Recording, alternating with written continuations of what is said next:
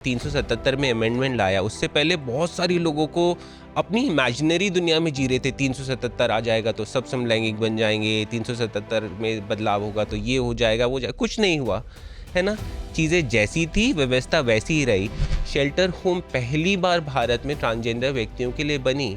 जहां हम बात करते हैं शेल्टर होम बुज़ुर्गों के लिए है, बच्चों के लिए है, औरतों के लिए, यहाँ तक जानवरों के लिए भी था, पर ट्रांसजेंडर व्यक्तियों के लिए कभी किसी ने सोचा नहीं। अब सांसद पहुंच गया संसद में, उसे ही कानून बनाना है। आप देख लीजिए, चाहे साइबर के मामले हो, कुछ भी LGBTQ वाला मामला हो, वहां तो हमें कभी कोई बात कहता सुनाई दिया नहीं। कोई नेता शायद खुद भी समलैंगिक होगा, वो खुद भी वोट बैंक के चक्कर में इस बात को एग्री नहीं करेगा और ना कभी मान्यता देगा।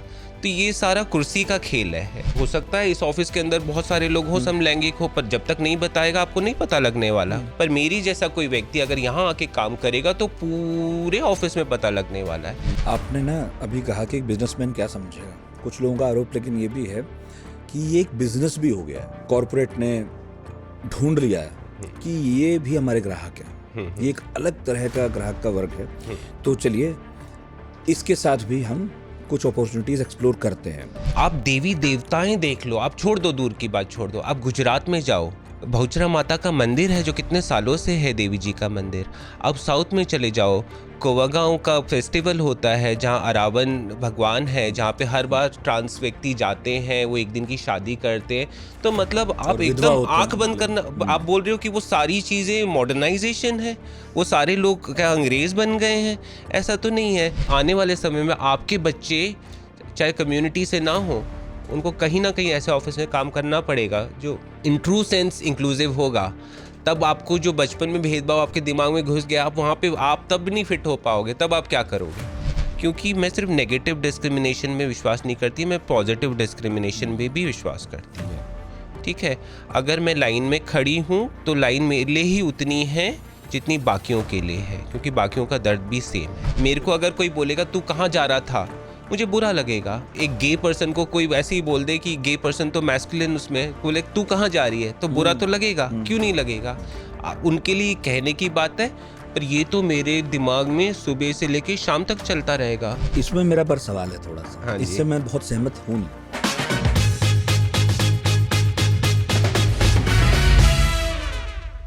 यही जून का महीना था, 1969 का साल था। अमेरिका के न्यूयॉर्क शहर में एक गे बार स्टोन वॉल इन पर पुलिस ने रेड मारी। वहां मौजूद लोगों को बेवजह पीटा। लेकिन इस बार यह समुदाय चुप नहीं बैठा। LGBTQ+ लोग सड़कों पर उतरे और यह सिर्फ विरोध नहीं था, यह गर्व की शुरुआत थी, प्राइड की। अगले ही साल 1970 में इस आंदोलन की सालगिरह पर पहला प्राइड परेड निकला। यह मार्च एक संदेश था कि जैसे आप हैं वैसे होने में शर्म नहीं है, गर्व होना चाहिए, प्राइड होना चाहिए। अमेरिका से शुरू ये कहानी आज दुनिया भर में फैल चुकी है। भारत के छोटे छोटे शहरों में भी प्राइड परेड निकलती है, आपने देखा होगा। तो पहले प्राइड वीक होता था, अब प्राइड मंथ होता है। कौन जाने एक दिन प्राइड ईयर भी हो जाए। LGBTQ+ कम्युनिटी पर हमने पहले भी बात की है। उस एपिसोड का लिंक आपको कमेंट बॉक्स में मिलेगा, तकरीबन 3 साल पहले। लेकिन आज का एपिसोड खास है क्योंकि हमारे साथ हैं एक ऐसी आवाज जिसने ना सिर्फ अपने लिए जगह बनाई बल्कि हजारों लाखों के लिए रास्ता भी खोला। वो भारत की पहली ट्रांसजेंडर मॉडल हैं जिन्होंने मिस इंडिया क्वीन कॉन्टेस्ट में भाग लिया और India's first transgender modelling agency की संस्थापक भी हैं। वो मित्र ट्रस्ट नाम की संस्था चलाती हैं जो ट्रांसजेंडर समुदाय के लिए एक बड़ा सहारा बन चुका है। LGBTQ+ राइट्स, जेंडर जस्टिस और इंक्लूजन की लड़ाई में उनका नाम आज एक मजबूत पहचान है। वो एक्टिविस्ट हैं, रोल मॉडल हैं, अपने अनुभवों से समाज को बदलने का मादा रखती हैं। हम बात कर रहे हैं रुद्राणी छेत्री की। पहले भी मेहमान रही हैं, आज भी हमारी मेहमान है। बहुत बहुत स्वागत है आपका रुद्राणी जी। और 3 साल बाद हमारी मुलाकात हो रही है। इससे पहले जो हमारा पॉडकास्ट था वो हमने जूम पर किया था और आज सोचा कि आपको बुलाते हैं, मौका भी है। प्राइड मंथ चल रहा है और जब मैंने सोचा आपसे बात करूं तो ना मैं यूट्यूब पे गया और मैंने ऐसे रैंडम सर्च करना शुरू किया। मुझे दिखाई दिया US के कुछ चैनल्स थे जिसमें कुछ एंकर बैठे थे और वो हंसी उड़ा रहे थे इस बात अच्छा। की कि ये क्या, ये झंडा क्या कह रहा है, ये इतने रंग क्यों हैं इसमें, और हम अकेले मुल्क बने हुए हैं जो इस तरह की मूर्खता का पालन पोषण कर रहे हैं। फिर मेरा ख्याल आया कि शुरुआत प्राइड मंथ की US से ही हुई थी और उसके बाद धीरे धीरे दुनिया भर में फैला, और हिंदुस्तान में कई सालों से हम अब वो परेड भी देखते हैं, जिसे देखकर पहले लोग सहम जाते थे कि ये कौन लोग हैं, ये क्या हो रहा है। यूएस में तो कुछ रिवर्स सा हो रहा है। इंडिया की गाड़ी रिवर्स जा रही है कि थोड़ा आगे बढ़ी है? देखिए, आपको सबसे पहले ये बात समझने की कोशिश करनी पड़ेगी, जिस देश का कोई इतिहास ना हो तो वो कभी भी कुछ भी कर सकता है। उनको आज मन आया वो कर रहे हैं, कल कुछ और मन करेगा वो करेंगे, उनकी राजनीति के हिसाब से उनको जो बेहतर लगता है वो करते हैं। पर मैं बहुत संवेदनशील हूँ इस मामले में कि वहाँ पे जो हमारी बहनें हैं, ट्रांस वुमेन हैं, ट्रांस मैन हैं, उनके साथ जो हो रहा है वो बहुत ही तकलीफ़ देने वाला है। एक व्यक्ति जिसको किसी चीज़ की समझ नहीं है, वो अपनी मनमर्जी से कल आके कुछ भी बोलता है और वो करना पड़ता है क्योंकि वो सुप्रीम पावर है अभी। कल को वो चले जाएंगे तो फिर चीज़ें वैसी हो जाएंगी। पर आपको भारत का कम से कम इतिहास समझना पड़ेगा। अगर आज के दिन में आप रामायण उठा लें, महाभारत उठा लें या कोई भी ऐसी ऐतिहासिक किताब उठा लें जिसमें हिस्ट्री है, उसमें अगर आप बोले हमारा उल्लेख नहीं है तो हम मान लेंगे इस बात को। पर हमारा इतिहास तो इतना रिच है। हालांकि ब्रिटिश आए, जब अंग्रेज़ आए, उन्होंने राज करके पूरी परिस्थितियों को बदला, उन्होंने डिवाइड एंड रूल किया, उनसे इतनी विभिन्नताएं देखी नहीं गई जो विभिन्नताएं हमारे देश में हैं। जितनी तरह की भाषा हैं, जितने तरह की खान पान है, जितने तरह की जातियां हैं, जितने तरह के धर्म हैं, हम सब इकट्ठा रहते हैं। और आप रामायण में ले, महाभारत में ले, हर जगह हमारा उल्लेख है। तो हम तो अपना इतिहास तो नहीं बदलने वाले, ठीक है। किसी दूसरे देश को देख के अगर हमें लग रहा है कि हमारे देश में डोमिनो इफेक्ट होगा, वो नहीं होने वाला। हम तो थे, हैं, बल्कि अगर आप थोड़ा भी पीछे जाएंगे तो राम जी ने ये भी कहा था कि कलयुग में हमारा राज होगा। तो शायद हम उसी तरफ हैं। राज की तो बात नहीं है, पर हम जो ब्रिटिश ने थोड़ी गड़बड़ मचा दी है, हम एज ए भारतीय, मैं तो कम्युनिटी से, पर नॉन कम्युनिटी के भी बहुत सारे लोग इसमें सुधार लाने की कोशिश कर रहे हैं। और जो कुछ कह रहे हैं, जो कर रहे हैं, उनको करने दो। कितना राज करोगे आप? 5 साल राज कर लोगे फिर से? पर चीज़ें वही होने वाली हैं जो कुदरत ने बनाई हैं, कुदरत ने जैसी दी है। एक बिजनेसमैन इस बात को क्या समझेगा? अगर वो वाकई में नेता होता, नेता का धर्म होता, नेता का कर्तव्य होता कि वो सबको साथ लेके चले, ना कि एक क्षण में आते ही एक पेपर पे साइन करके लोगों को साइड कर दे। ये बहुत लंबा इतिहास रहा है हमारी लड़ाई का। परेड बेशक वहाँ से शुरू ही हो, पर उससे पहले हमारा इतिहास रहा है। आपने ना अभी कहा कि एक बिजनेसमैन क्या समझेगा। कुछ लोगों का आरोप लेकिन ये भी है कि ये एक बिजनेस भी हो गया है। कॉरपोरेट ने ढूंढ लिया है कि ये भी हमारे ग्राहक हैं, ये एक अलग तरह का ग्राहक का वर्ग है। तो चलिए इसके साथ भी हम कुछ अपॉर्चुनिटीज एक्सप्लोर करते हैं। तो ये भी बात क्या ठीक है? कॉरपोरेट का मुझे नहीं पता, अगर वो हमें ग्राहक की तरह देखते हैं नहीं देखते, पर वो अपने आप को एक ऐसा जगह बनाना चाहते हैं जहाँ पे वो अपने आप को इंक्लूसिव बोलना चाहते हैं। वो ये कहना चाहते हैं और ये अपने आप को दिखाना चाहते हैं कि हम सभी वर्गों के साथ काम करते हैं, हम उपेक्षित वर्गों के साथ काम करते हैं। इसीलिए आज के दिन पे वो LGBT community, person with disability और एसिड अटैक के लोग, उन सभी के साथ काम करना चाहते हैं, जो कि अच्छी शुरुआत है मुझे लगता है। पर कभी कभी से ज़्यादा अक्सर मुझे लगता है ये टोकनिज़म है। जब आप सच्चे दिल से कुछ नहीं करते ना, वो सिर्फ आपके चेहरे पे नहीं दिखता, वो पूरे एक माहौल में वो एक ऐसी चीज़ पैदा हो जाती है जहाँ पे आप अनकंफर्टेबल फील करना शुरू करते हो। ग्राहक के तौर पे तो देख सकते हैं हमें, पर as part of the team, अपनी टीम का हिस्सा वो हमें देखना चाहते हैं ट्रू सेंस में या नहीं। तो कॉर्पोरेट को अभी बहुत काम करने की ज़रूरत है, बहुत सीखने की ज़रूरत है। सिर्फ प्राइड मंथ में ऐसा मत करो कि पूरे ऑफिस को आप क्या नाम है सतरंगी बना दो और आपको लगा कि आपने एक ऐसे वर्ग को जो उपेक्षित था इतने सालों से, आपकी अपनी गलतियों की वजह से वो पीछे छूटा है, छूटा रह जाए। अंग्रेज़ चले गए पर वो अंग्रेज़ीपन लोगों में अभी तक गया नहीं ना। तो ये कमी है उनमें, और होपफुली अगर वो नहीं सीखेंगे तो हम खड़े रहेंगे। हम जैसे, मेरे जैसे बहुत सारे लोग हैं जो ये सोच के बैठे कि हमें इनको सिखाना है, इनको नहीं आता तो इनको बताना है। और मैं मानती हूँ उनकी भी गलती नहीं है, क्योंकि जो सीख पास ऑन होती रहती है आप वही सीखते हो। I think this is the time we need, हमें वो बदलाव लाने की। अभी आप देखो मिनिस्ट्री ऑफ सोशल जस्टिस, बाकी सरकारें कितना बेहतर काम कर रही है ट्रांसजेंडर्स के लिए। तो ये सीखना पड़ेगा भारत सरकार, वरना उनको सिखाएगी किसी तरीके से। चाहे कंपनी इंटरनेशनल हो नेशनल हो, पर अब ये उनका दायित्व बनता है कि आप किसी को पीछे ना छोड़े, सबको साथ लेके चलें। एक तो चाय आ गई आपकी, धन्यवाद। और उसमें आप जितनी चाहे उतनी चीनी मिला लें अब अपने हिसाब से।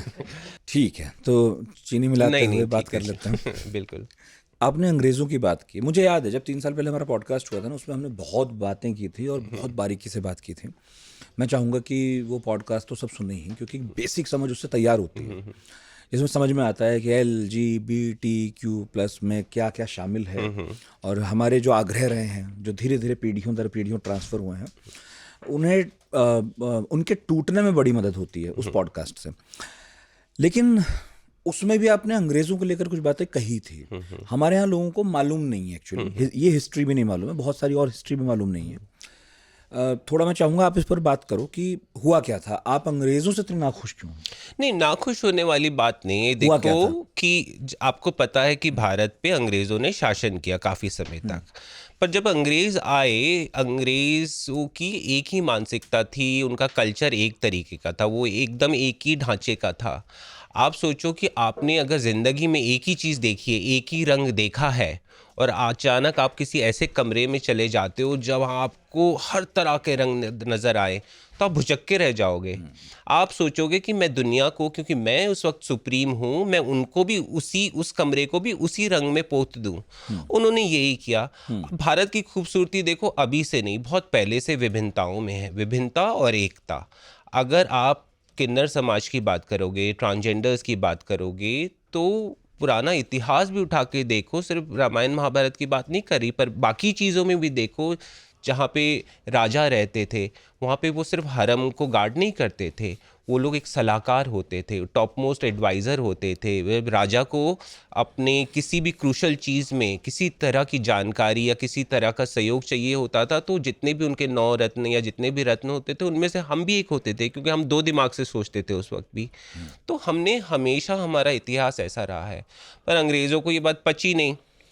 उनको तो लगा कि इनका तो इतना स्ट्रॉन्ग पूरा सेटअप है जहाँ पे ये हर तरीके से सोचते हैं, हर लोगों का राय लेते हैं, हर लोग अपना कंट्रीब्यूशन दे रहे हैं, चाहे जैसी भी विभिन्नता हो, पर जब एक सोच पे या एक निर्णय पे आना है तो सबका कंट्रीब्यूशन है। जब उनको ये पचा नहीं, उनको लगा ये हमारी सबसे बड़ी ताकत है, तो उन्होंने अपनी फूट डाल दी। वो बहुत ही एक उनके धर्म के हिसाब से जो कहते हैं ना, एक पुरुष और महिला, जो एडम ईव, जो उनके रिलीजियस टेक्स्ट में लिखा है, उन्होंने उसका अपना इंटरप्रिटेशन किया है। देखो जो आपकी धर्म की किताबें हैं वो कहता कुछ है, पर व्यक्ति कभी कभी उसको इस तरह से इंटरप्रेट कर लेता है और इस तरह से इस्तेमाल करने लगता है जिसमें उसका अपना फ़ायदा हो। और वहीं पे उन्होंने ट्रांसजेंडर व्यक्तियों को और जो हमारे आदिवासी ट्राइबल लोग हैं उनसे देखा नहीं गया, उनका कल्चर उनको समझ ही नहीं आया। जो चीज़ आपको समझ नहीं आती आप क्या कर देते हो, बहुत कोशिश कर लो आप समझने की, आपको समझ नहीं आए तो आप उसको साइड कर देते हो। तो उन्होंने यही किया, उन्होंने जहमत नहीं उठाई, उन्होंने मेहनत नहीं करी। उनको लगा कि एक ही रंग चलेगा, अपनी गोरी चमड़ी वो हर कहीं चलाएंगे, रूल करते रहेंगे, बांटते रहेंगे। उन्होंने ये किया, इसी वजह से उन्होंने ट्राइबल एक्ट लाया जिसके अंदर ट्राइबल्स और ट्रांसजेंडर कम्युनिटी को क्रिमिनल की तरह देखा गया।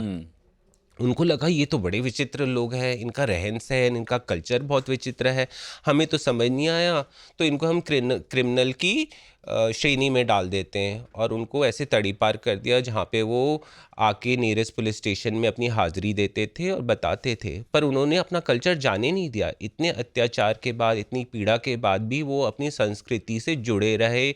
अपना जो उनका कल्चरल घराना था, जो कहते हैं उनकी मैट्रियार्की, मातृत्व घर था उनका, मैट्रियार्कल स्ट्रक्चर, वो उसका हिस्सा बने रहे। हमने भी उस समय अगर थोड़ा बहुत खोद के देखा जाए तो बहुत सारे लोग होंगे उसमें भी जो हमारी कम्युनिटी से, जिन्होंने ब्रिटिश के अत्याचारों के विरुद्ध लड़ाई करी और उनके बहुत सारे ऐसी चीज़ों को सहा जो बहुत ही इनह्यूमन थे, अमानवीय थे। तो इसीलिए मुझे नफ़रत नहीं है मुझे किसी से भी।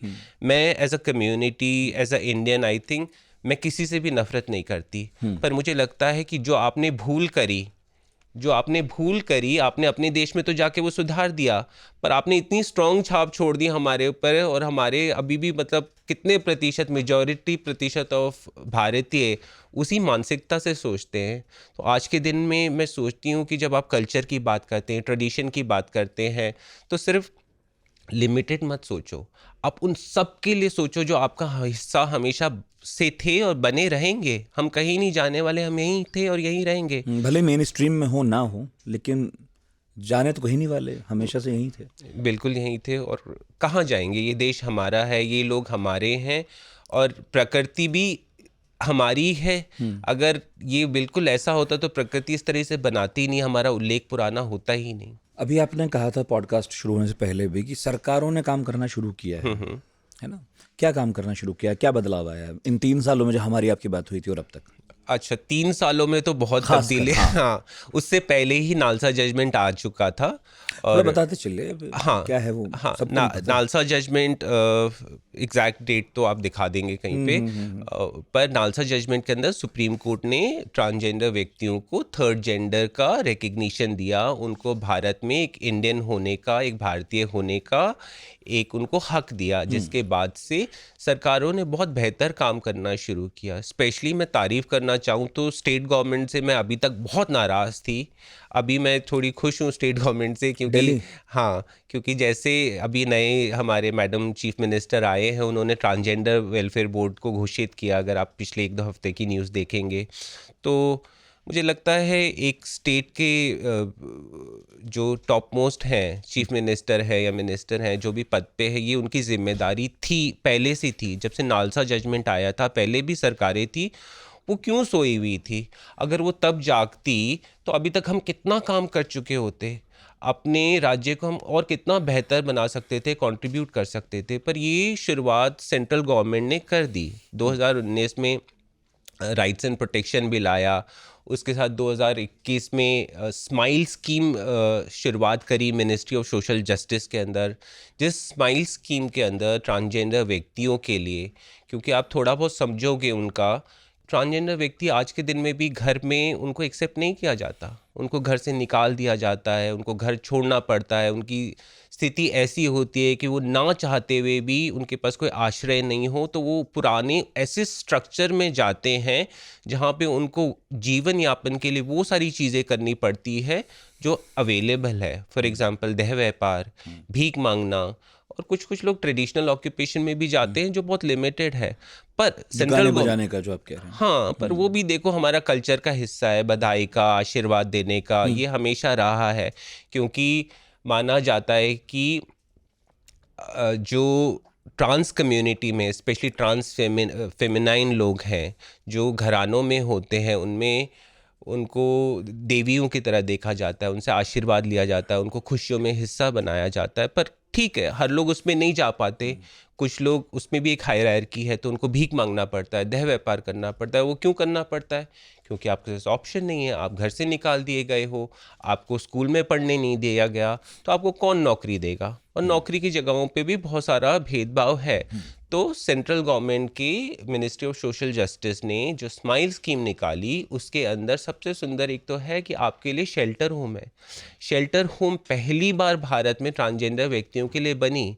जहां हम बात करते हैं, शेल्टर होम बुजुर्गों के लिए है, बच्चों के लिए है, औरतों के लिए, यहाँ तक जानवरों के लिए भी था, पर ट्रांसजेंडर व्यक्तियों के लिए कभी ये किसी ने सोचा नहीं। पर स्माइल स्कीम के अंदर ट्रांसजेंडर्स के लिए गरिमा गृह शेल्टर होम खोले गए, जिसके अंदर कोई भी ट्रांस व्यक्ति जो अपने घर से निकलता है, निकाल दिया जाता है, या उसके साथ बहुत भेदभाव होता है और कोई जगह नहीं है, वो इन घर में आके गरिमा गृह में, जैसे हम दिल्ली में एक गरिमा गृह चलाते हैं मित्र ट्रस्ट का, उसमें आके लोग रहते हैं। वहाँ पे वो अपना स्किल सीखते हैं, उनको जो भी सीखना है। अगर उनकी पढ़ाई ड्रॉप आउट हुई है तो वो पढ़ाई करते हैं, और उसके बाद हम उनको अलग अलग प्लेसमेंट में देखते हैं कि वो अपने हिसाब से कहाँ जाके नौकरी कर सके। दूसरा, एक आइडेंटिटी हमको भी चाहिए था जो हमें थोड़ी वैल्यू ऐड करे, जिसके अंदर ट्रांसजेंडर आइडेंटिटी कार्ड है, जिसके हम टीजी कार्ड कहते हैं। जो इस टीजी कार्ड से हमें बहुत सारी और सुविधाएं लेने में मदद मिलती है, चाहे वो स्कॉलरशिप हो, एजुकेशन हो, जॉब्स के लिए हो, तो ये सारी चीज़ें हैं। और उसके साथ सेंट्रल गवर्नमेंट ने स्माइल स्कीम के अंदर Ayushman Bharat TG plus plus दिया है। देखो एक पढ़ाई तो दिक्कत थी हमारी, पर स्वास्थ्य उससे ज़्यादा हमारी दिक्कत थी। जिस तरह का भेदभाव हम झेलते आए हैं, तो स्माइल स्कीम के अंदर, आयुष्मान भारत टीजी के अंदर, हर ट्रांस व्यक्ति को हर साल 5 लाख रुपए का बेनिफिट मिलता है। और उसमें वो हर तरह की हेल्थ से रिलेटेड सेवाएं ले सकते हैं, चाहे वो कॉस्मेटिक हो या और तरह का हो। तो ये बहुत सुंदर शुरुआत है, और मुझे लगता है कि इस गवर्नमेंट ने वो काम किया है जो बहुत समय तक छूटा जा रहा था, जिन्होंने हमें अनदेखा कर दिया था, उन्होंने हमें कभी मुख्य धारा में हिस्सा ही नहीं माना। तो ये तो अभी शुरुआत है। हालांकि हमें थोड़ी बहुत शिकायतें भी रहती हैं, हम सोचते हैं कि जो मिला है अभी वो पूरी तरीके से नहीं मिला, अभी हमें और भी मिलना है। जैसे कानूनों में है, क्या नाम है, किसी ट्रांस व्यक्ति के साथ छेड़खानी हो, कुछ हो, तो जो सज़ा का प्रावधान है वो थोड़ा अलग है। कुछ चीज़ों में हम चाहते हैं कि सरकार और सोचे, विचार करे, पर अभी जो मिल रहा है हम उससे बहुत खुश हैं। पिछले 3 सालों पे हमने ये देखा है कि बहुत सारे ऐसे बच्चे आए हैं जिन्होंने अपनी पढ़ाइयाँ करी, जिन्होंने आगे जाके अपनी पढ़ाई करी। कुछ बच्चों ने Tata institute of social science में जाके अपनी आगे पढ़ाई करी, कुछ लोगों ने अपनी जॉब्स करी, कुछ लोगों ने अपना छोटा बिजनेस स्टार्ट किया है। तो ये प्रोग्रेस हो रहा है, विजिबिलिटी है, लोग थोड़े थोड़े अवगत होने लगे हैं, थोड़ा उनको जानकारी होने लगी है। पर अगर ये सरकार का कमिटमेंट नहीं होता तो कैसे कर पाते हम? किसी भी पिछड़े वर्ग को अगर जो पावर में है वो साथ ना दे, तो फिर तो वो पिछड़े ही रहेंगे, वो तो कभी आगे नहीं बढ़ सकते। तो मैं तो अपनी तरफ से और अपनी पूरे समुदाय की तरफ से सरकार को धन्यवाद करना चाहती हूँ। जो आपने किया वो बहुत बेहतर किया, और हम आपसे और भी उम्मीद करते हैं। इस बीच अक्टूबर 2023 में फैसला आया और सेम सेक्स मैरिज को मान्यता मिली नहीं। तो सरकार के लेवल पर तो आप फिर भी एक हद तक उम्मीद से भरी हैं कि चलिए हो रहा है धीरे धीरे सही, लेकिन जुडिशरी के लेवल पर, या मैं कहूँ तो लेजिस्लेटिव जो लेवल पर, उस तरह की उम्मीदें दिखती नहीं है। कम से कम अभी 2023-24 तक तो ऐसा ही सब था। देखिए, ये एक समय पे अगर आप 377 की बात करेंगे, आपको वो भी याद होगा कि जिस तरीके से हाई कोर्ट में उसको उसमें अमेंडमेंट लाया गया, फिर उस पर किसी ने केस किया और वो फिर डिक्रिमिनलाइज हुआ, फिर सुप्रीम कोर्ट ने अपना निर्णय लिया। तो ये तो एक लड़ाई है जो चलती रहेगी। अगर हम उसको पॉजिटिव नोट में देख सकते हैं, जहाँ पे भारत तैयार नहीं था, पर हमारे जो लोग बैठे हैं, जो उच्च वर्ग पे बैठे हैं, जुडिशरी हो, नेता हो, उन्होंने इतनी समझ दिखाई और 377 में अमेंडमेंट लाया। उससे पहले बहुत सारे लोगों को अपनी इमेजिनरी दुनिया में जी रहे थे, 377 आ जाएगा तो सब समलैंगिक बन जाएंगे, 377 में बदलाव होगा तो ये हो जाएगा, वो जाएगा। कुछ नहीं हुआ, है ना। चीज़ें जैसी थी, व्यवस्था वैसी ही रही। तो थोड़ा समय लगता है आपको एडवोकेसी करने में, आपको थोड़ा समझाने में। मेरे ख्याल से अभी वो तैयार नहीं है, नहीं समझ पा रहे। तो जैसी लड़ाई हमारी 377 को लेके रही है, इसी तरह से सेम सेक्स मैरिज को भी लेके रहेंगी। वेरस ट्रांसजेंडर व्यक्ति को शादी का हक मिल गया है, वो शादी कर सकते हैं, पर कोई भी 2 गे पर्सन या लेस्बियन पर्सन, वो उनके लिए शादी के लिए अभी रोक है।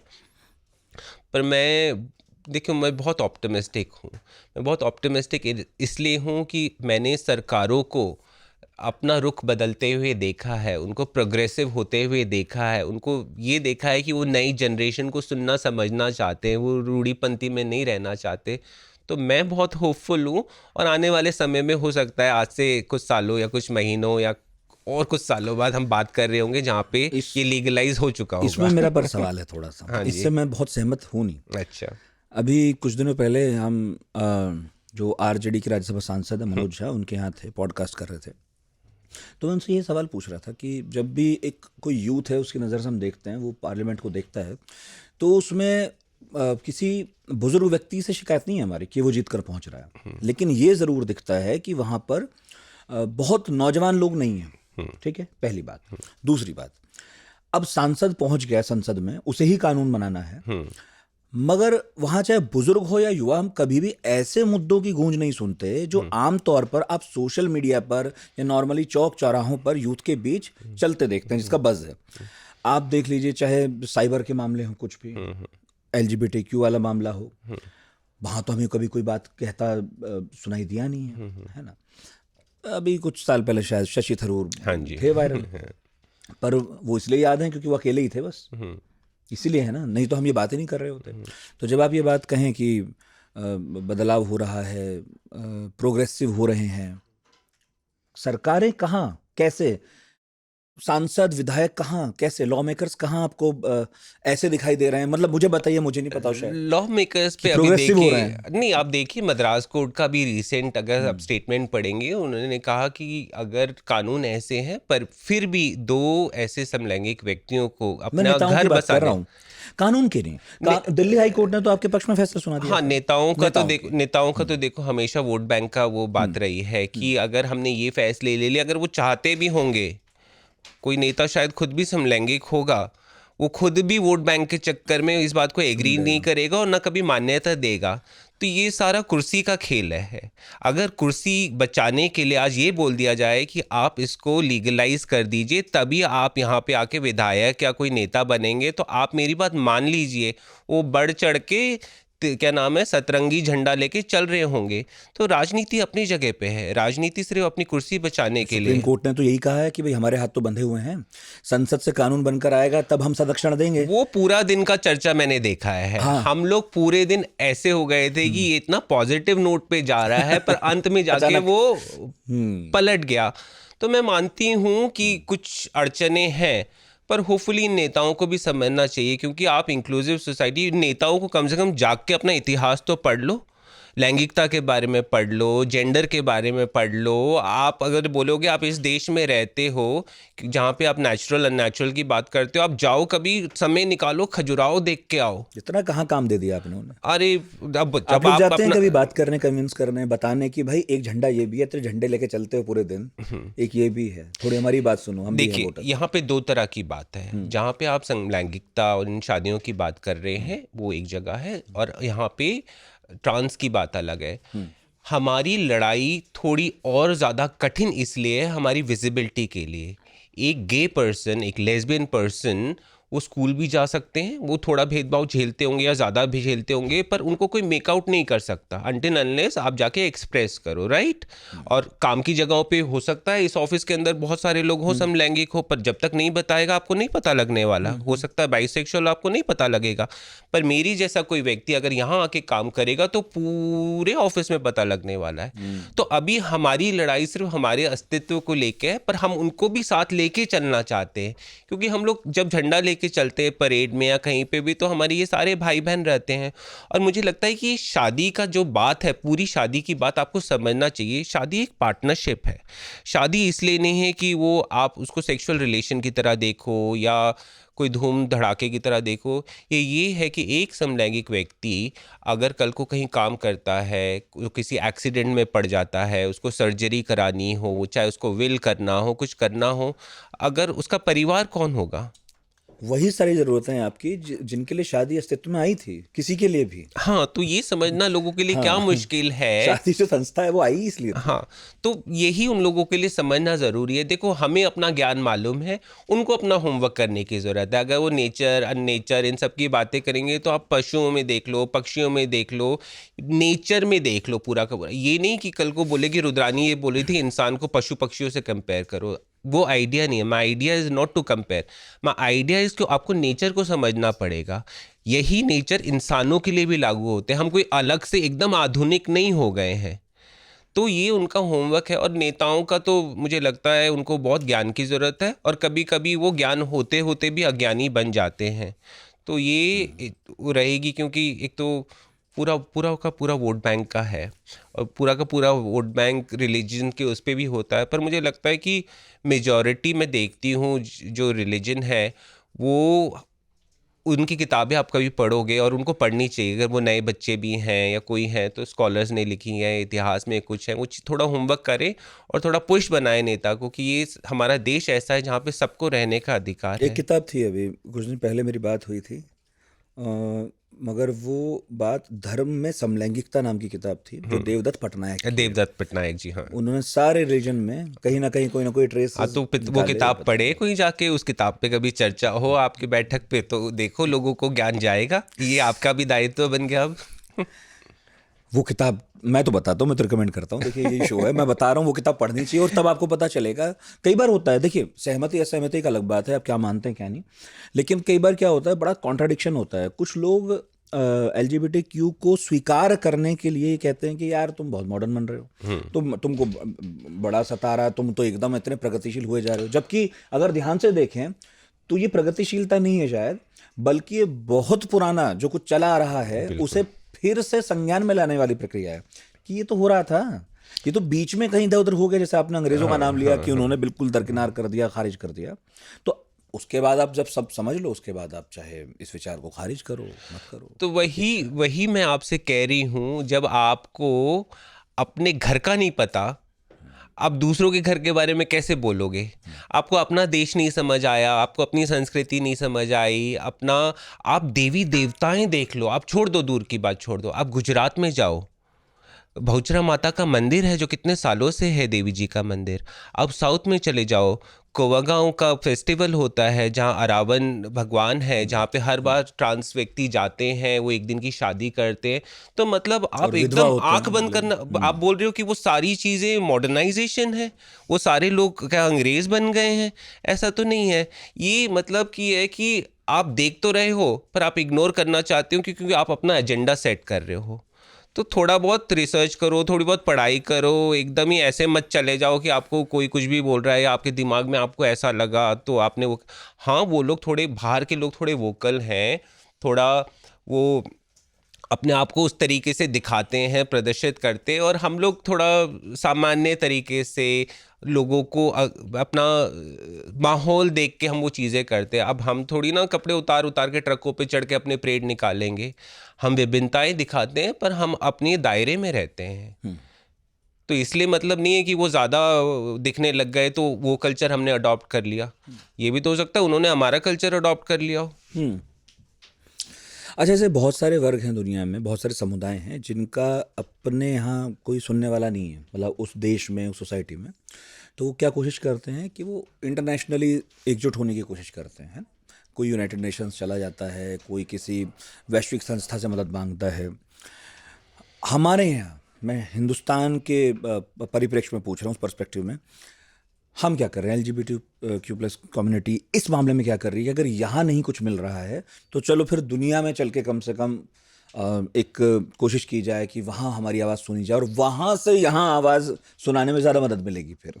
नहीं नहीं, देखो ये चर्चाएं तो कोई भी चर्चा होती है वो नेशनल भी होती है, इंटरनेशनल भी होती है। कोई भी चीज़ एक दायरे में तो बंदी रहती नहीं है, कोई ना कोई उसको उठाता है। अगर मैं किसी इंटरनेशनल ग्रुप से नहीं जुड़ना चाहूँ तो हो सकता है मेरे जैसा कोई साथी करना चाहता होगा। पर आप देखिए कि हमने जो किया है, आप सोचोगे कि वो कितनी तरह से अलग है। हम लोगों ने अपना अखाड़ा बनाया है, किन्नर अखाड़ा। तो आपको लगा कि हम वैस की तरह भागे अपनी क्या ना उपलब्धि के लिए, अपनी मांग के लिए, अपनी आइडेंटिटी के लिए? नहीं, हम वापस वहाँ पे आए जो हमारा पहले से था, हमने उसको दोबारा बनाया है। आप कभी जाके कुंभ में देखिएगा, जो हमारी पेशवाई निकलती है, सबसे ज़्यादा भीड़ हमारे उसमें रहती है क्योंकि लोग मानते हैं, लोगों का विश्वास है। तो जिसको विदेश जाके कुछ मिलना है या अंतर्राष्ट्रीय लेवल पे करना है वो करे, पर हम अपने देश में रह के जो हमें स्वीकृति मिली है, जो उस पोजीशन मिला है, आई थिंक उससे खूबसूरत कुछ नहीं हो सकता। ये एग्जाम्पल तो सेट होना चाहिए कि आप अपने देश में रह के अगर उनको भी कुछ करना है तो आप क्रिएट करिए, अपने इतिहास को पढ़िए। और हमारा इतिहास हमें यहाँ पे काम आया है। यहाँ पे आज हमारा अखाड़ा है। मेरी गुरु हैं, लगती हैं आचार्य महामंडलेश्वर लक्ष्मी नारायण त्रिपाठी जी। तो इसके बाद मैं वहीं उनसे मिलने जा रही हूँ।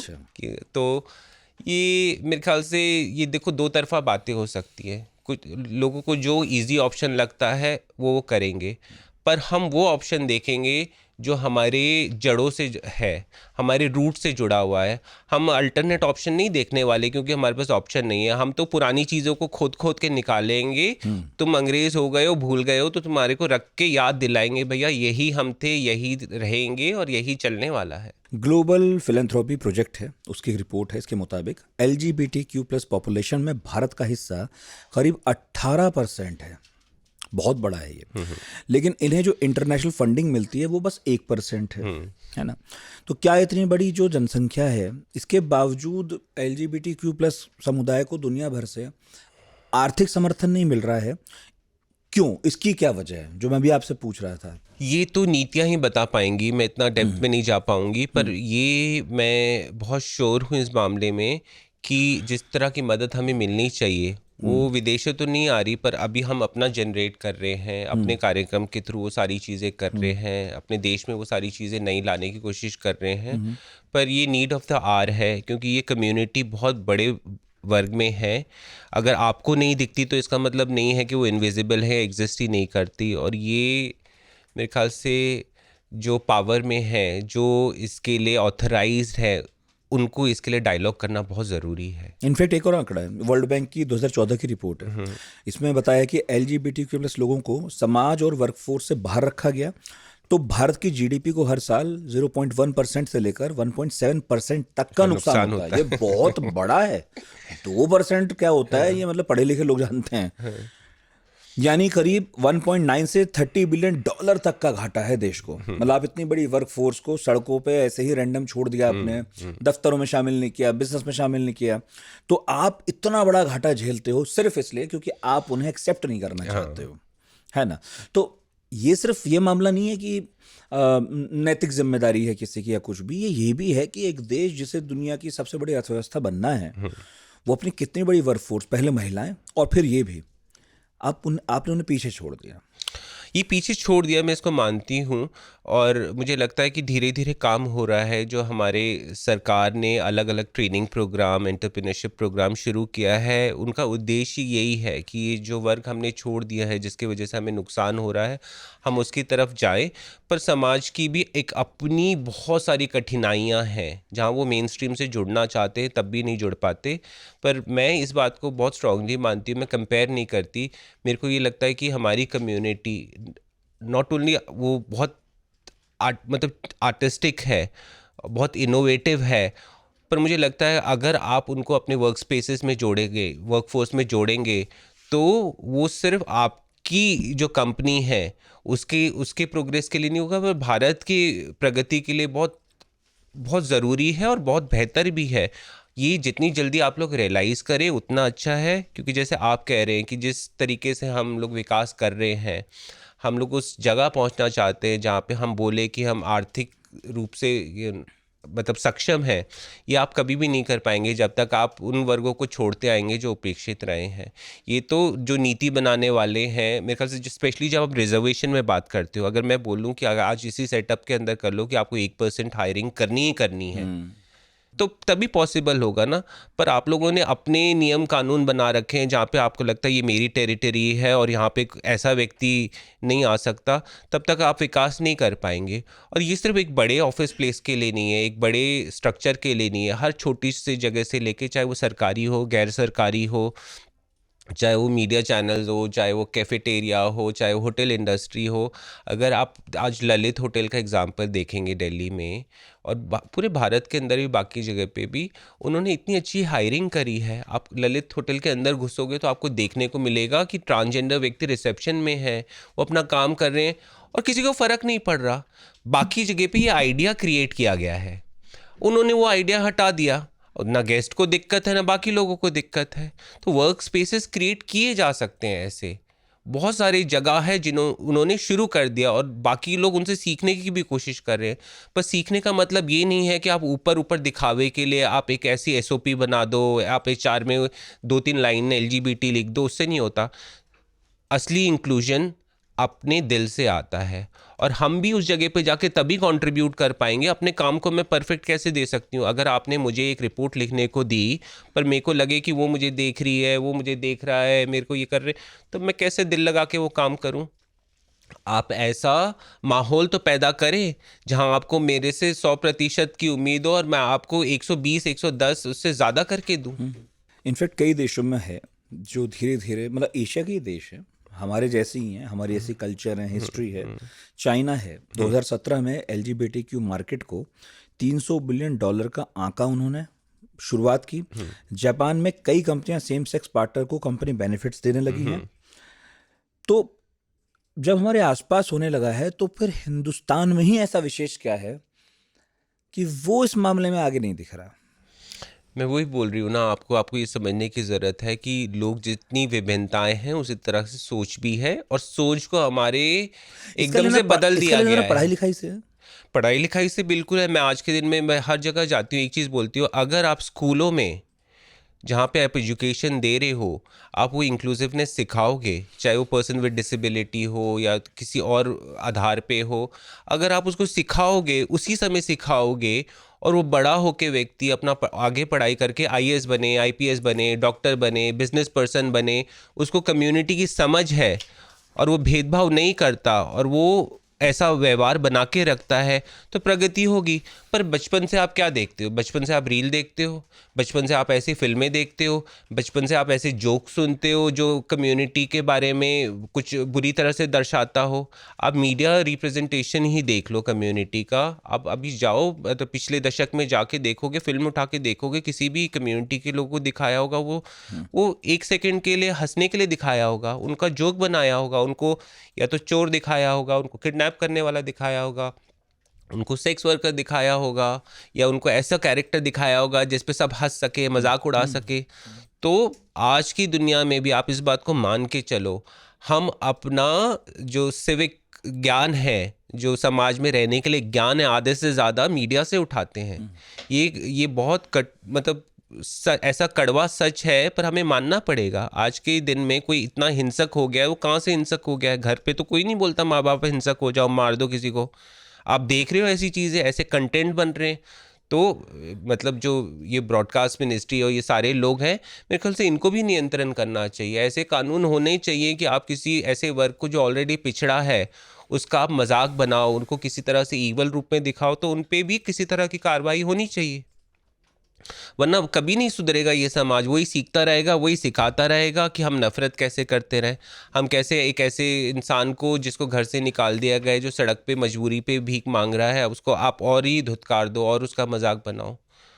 तो अभी भी ये चल रहा है, पर स्कूलों का ये काम है, एजुकेशन इंस्टीट्यूट का ये काम है। अभी बहुत सारे कॉलेजेस में क्वेयर कलेक्टिव्स बन गए, वो ये काम कर रहे हैं। पर आप जितनी कम उम्र से इतनी जल्दी ये सिखाना शुरू करोगे उतना ही बेहतर है, क्योंकि आने वाले समय में आपके बच्चे चाहे कम्युनिटी से ना हो, उनको कहीं ना कहीं ऐसे ऑफिस में काम करना पड़ेगा जो इन ट्रू सेंस इंक्लूसिव होगा। तब आपको जो बचपन में भेदभाव आपके दिमाग में घुस गया, आप वहाँ पे आप तब नहीं फिट हो पाओगे। तब आप क्या करोगे? आज के दिन में आप डॉक्टर बन जाओगे, आप रिजेक्ट नहीं कर सकते किसी ट्रांसजेंडर व्यक्ति को अपना ट्रीटमेंट लेने से, है ना। आप कहीं डीएम बन जाओगे कहीं के, तो आप उनको रिजेक्ट नहीं कर सकते उनके कुछ भी मुद्दों को इशू सुनने के सुनने से। लिए। तो आपको इंक्लूसिव होना मतलब पड़ेगा। आपका ये कहना है कि कहीं ऐसा ना हो आप ही पीछे रह जाओ, आप पीछे रह जाओगे, और मुझे लगता है कि असहज आप ही फील करने लगो हाँ कभी हाँ, किसी दिन। और माँ बाप अगर स्कूल में ये नहीं सिखा रहा है, सिखाया जा रहा, तो मेरे ख्याल से ये माँ बाप की अब जिम्मेदारी है। अगर आप माँ बाप भी नहीं हो, तो आपके रिश्तेदार के बच्चे कुछ ऐसा कर रहे हो, तो आपको वहाँ सिखाने की ज़रूरत है। आप कुछ अच्छा ही तो सिखा रहे हो ना, कोई बुरा तो नहीं सिखा रहे। सबको एक्सेप्ट करना। हाँ, ये दुनिया इतनी वॉर में घिरी हुई है, लफड़ा यही तो है। हम अपने ऐसा बनाना चाह रहे हैं, जो नहीं, जैसा नहीं। उसको वैसे नहीं रहने देना नहीं चाहते। नहीं, मुझे लगता है कि हमारा देश बहुत सुंदर है। यहाँ पे हर लोगों को, हम कभी कहीं जाते हैं तो बहुत सारा प्यार है, ये प्यार बना रहेगा।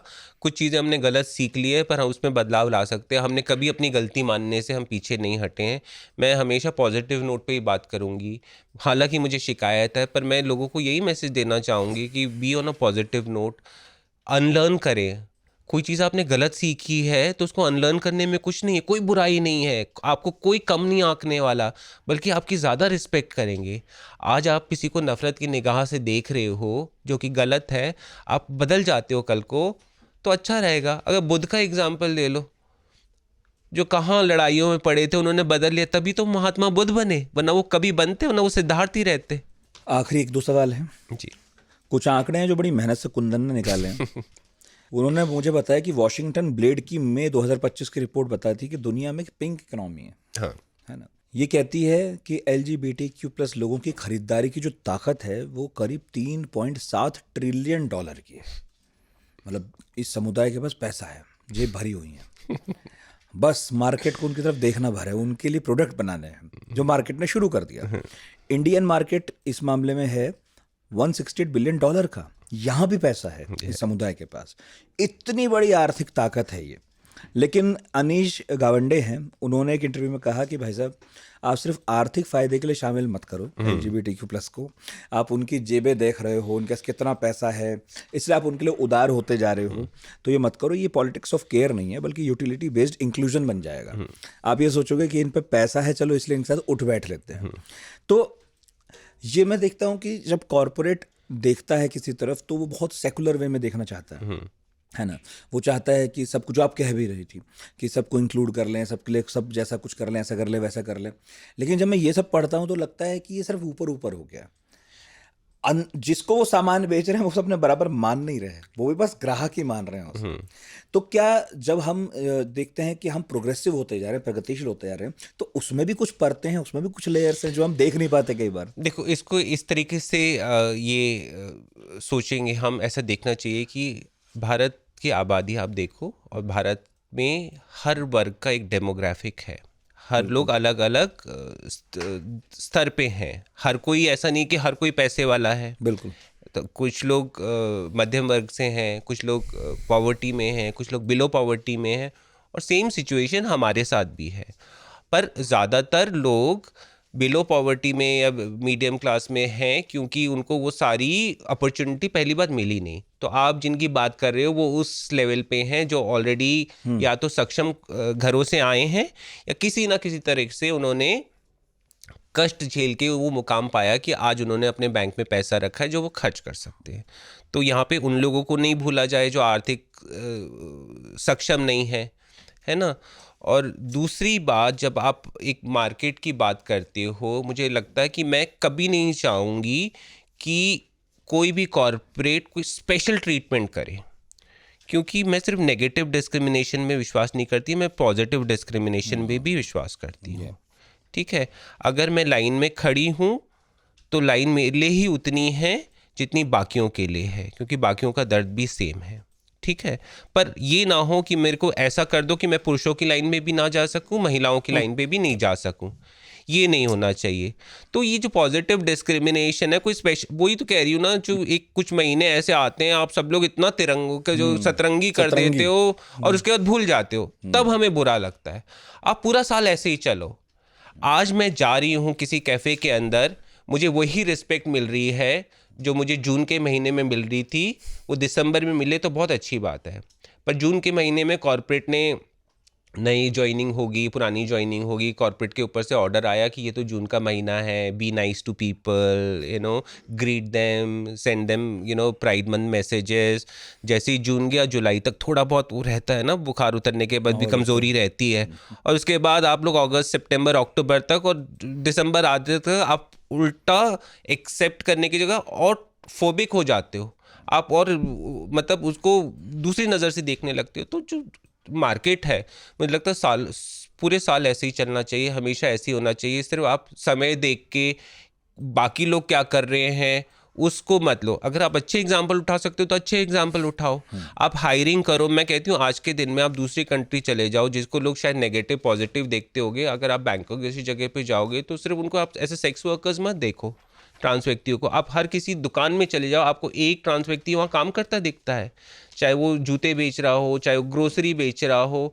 पर आपने ऑब्जेक्टिफाई कर लिया कि ये व्यक्ति तो वहाँ ऐसा करते हैं, तो ये यही करते होंगे। आपने उनका एग्जाम्पल क्यों नहीं सेट किया जो जॉब्स कर रहे हैं, जो टुक टुक चला रहे हैं, जो होटल के रिजर्वेशंस कर रहे हैं, जो क्या नाम है बार टेंडर का या वेटर का काम कर रहे हैं। तो आप समझ वहीं तक दौड़ाना चाहते हो जो आपके दिमाग में ना गंद भरा पड़ा है, तो आप वहीं तक सोचोगे, आप उसके बियॉन्ड नहीं सोचोगे। तो कॉर्पोरेट के लिए भी मेरे ख्याल से वही है कि आप जून के बाद क्या, मेरे ख्याल से उनको ना एक टैगलाइन आपके रखनी चाहिए जब हम लोग जैसे लोगों की बात होती है, जून के बाद क्या। क्योंकि वो जून करते रहते हैं, उनका मार्च अप्रैल से होमवर्क शुरू हो जाता है कि आइडेंटिफाई करो, ये करो, वो करो। पर उनको अपना ये टैगलाइन कर लेना चाहिए, जून के बाद क्या। क्योंकि हम नहीं चाहते कि आप सिर्फ हमें पॉजिटिव डिस्क्रिमिनेशन करो।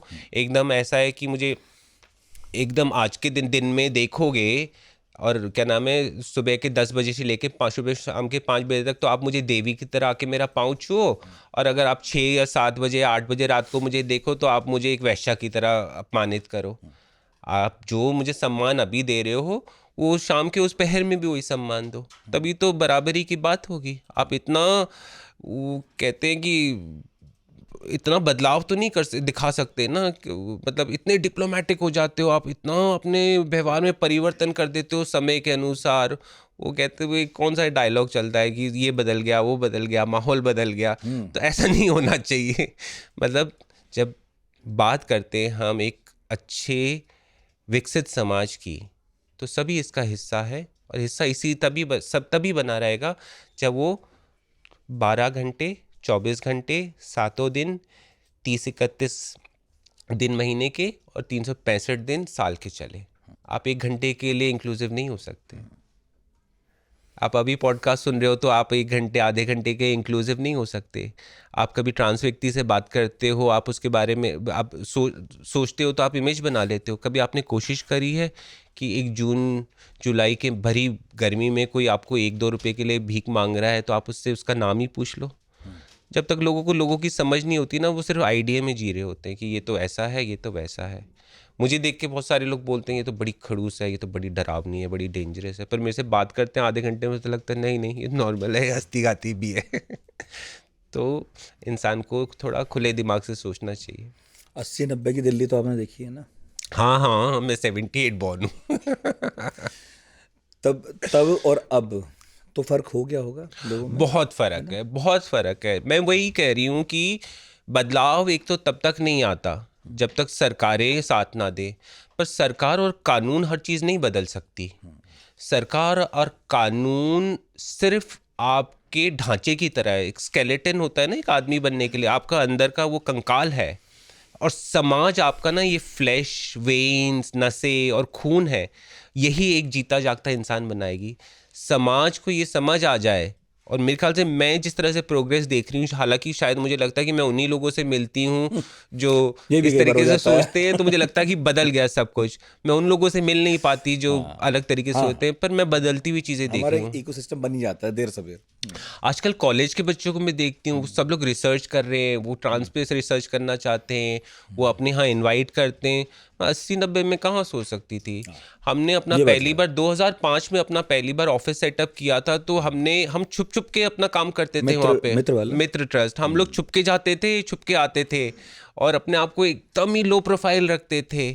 आज जहाँ पे हम ऑफिस है हमारा सीतापुरी में, वहाँ पे मतलब आस पड़ोस भी बात करता है, मतलब सब कुछ है वहाँ पे, Normalization हो गया सब मतलब सबको है। लगा कभी कि कभी देखो गड़बड़ हो जाती है, हाँ, लोगों को हर परेशानी जगह होती है, है। तो फिर वो करते हैं चीज़ें, तो सब पर जगह। अदरवाइज एक्सेप्टेबल है, चीज़ें हैं। बस पुलिस को थोड़ा ज्ञान रखना चाहिए। पुलिस से मैं थोड़ी, दिल्ली पुलिस से थोड़ी नाराज़ हूँ, पर मैं उनकी भी गलती नहीं है जब उनका, पुलिस से तो सब नाराज है। नहीं मुझे लगता है कि उनका उनको काम भी ज्ञान, मुश्किल है, लेकिन उनका काम नाराज मुश्किल, सब है। देखो उनका काम बेशक मुश्किल है, पर उनको जब अपना उनको ज्वाइनिंग होती है, जो भी उनका इंडक्शन हाँ, होता है, हाँ, उनका पीरियड, उनको थोड़ा बहुत तो नॉलेज दो। बिल्कुल बिल्कुल।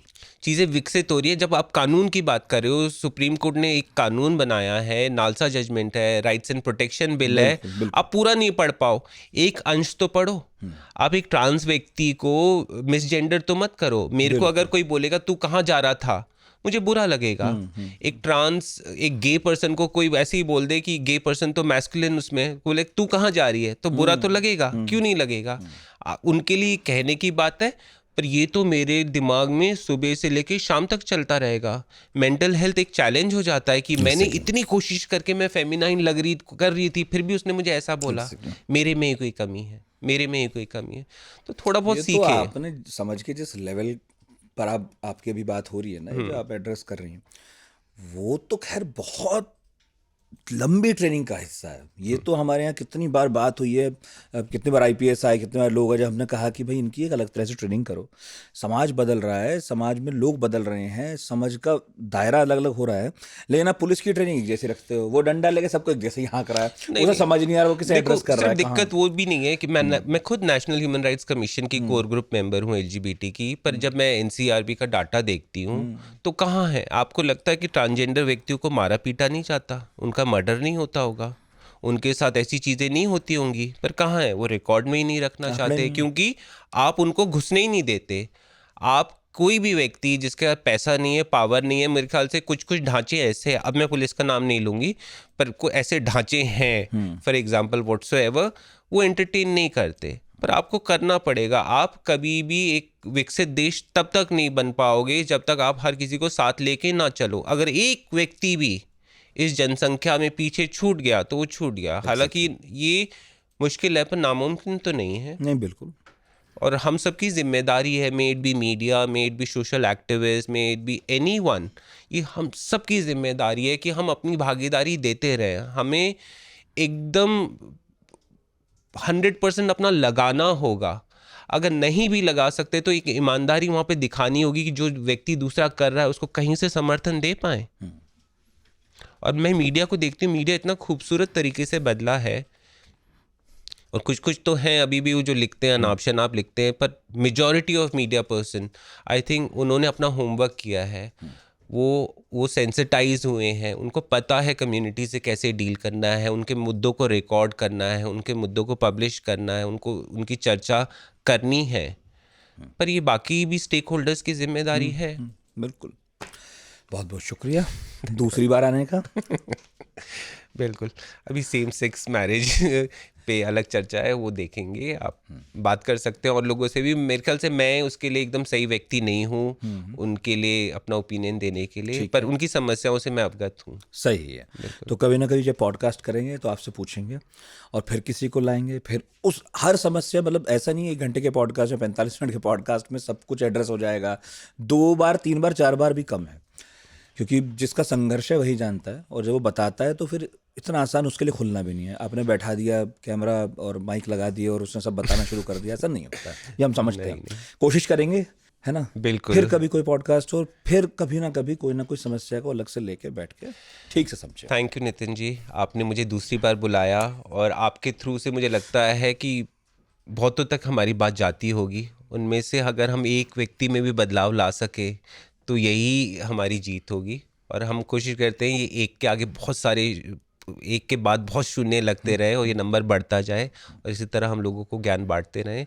और आपका ये इंक्लूसिव नेचर और आपका सहयोग के लिए हम सब की तरफ से आपको भी धन्यवाद। अरे आपका शुक्रिया। तो हमने सोचा, कुंदन ने सोचा कि जून का महीना है, टोकनिज्म तो नहीं करना चाहिए, लेकिन जब बात हो ही रही है तो फिर हम भी क्यों पीछे रहें। हमने तो 3 साल पहले भी की थी, लेकिन ये बात सिर्फ 3 साल में एक बार या साल में 1 महीने में नहीं होनी चाहिए। जैसा अभी रुद्राणी ने बताया कि हर महीना जून होना चाहिए, क्योंकि ये कोई ऐसे लोग नहीं हैं जो कहीं छिपे हैं, दिख नहीं रहे हैं, ये आपके आसपास हैं। आप कंफर्टेबली इग्नोर कर रहे हो, वो एक अलग बात है। तो अब छोड़ दें, क्योंकि यदि आपने नहीं छोड़ा तो समय तो अपनी गति से आगे बढ़ता है और समाज भी। आप पीछे छूट जाएंगे, हो सकता है आपकी आने वाली पीढ़ी असहज महसूस करे, क्योंकि दुनिया देर सवेर एक्सेप्ट कर ही लेगी। ऐसे बहुत सारे स्ट्रगल हुए हैं जब किसी समुदाय को पहले एक्सेप्ट नहीं किया गया और बाद में फिर मुख्य धारा में भी आया है। एक लंबा इतिहास है ब्लैक लोगों का, और ऐसे ही इतिहास हो सकता है LGBTQ+ लोगों का भी। बहुत बहुत शुक्रिया। पॉडकास्ट में बहुत सारी बात हुई, मुझे उम्मीद है आपके मन में कुछ ना कुछ आ रहा होगा। कमेंट बॉक्स में लिख दें, एकदम खुला है। Thank you so much.